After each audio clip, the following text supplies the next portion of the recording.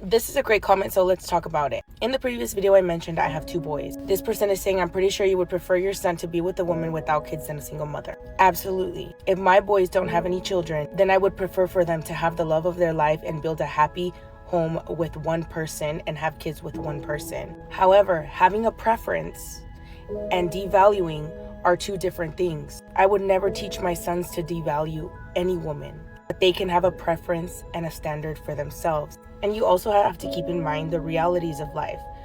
Early 20s, probably not. Later in age, it's probably more realistic that you're going to end up meeting somebody who has kids, but then you have the emotional capacity and ability to handle something like that, as opposed to being in your early 20s and experiencing many firsts. You know, there's a huge difference. I'm 34 years old. Anybody in my age range or dating from my age to 40 is more than likely gonna have kids, realistically, at the very least one. It's very rare that I meet somebody that doesn't have a child at my age.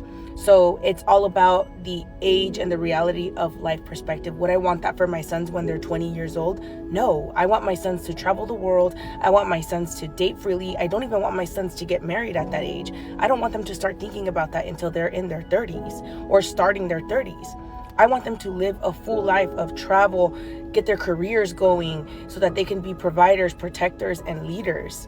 And at that point, they would have the emotional capacity and mental stability to take on something like that. And they will have the financial stability to be able to provide, to protect, and to lead in that situation. If that were the case, then they would be able to do so correctly and value the woman. So at that age, if they end up meeting a single mom, well, great. They're grown men and they're going to be able to hold that house down. But I would not prefer that option for my kids in their early 20s. I don't want my kids taking on that responsibility in their early 20s. I want my boys and my daughter to enjoy their life without that added responsibility if they didn't make kids of their own in their early 20s.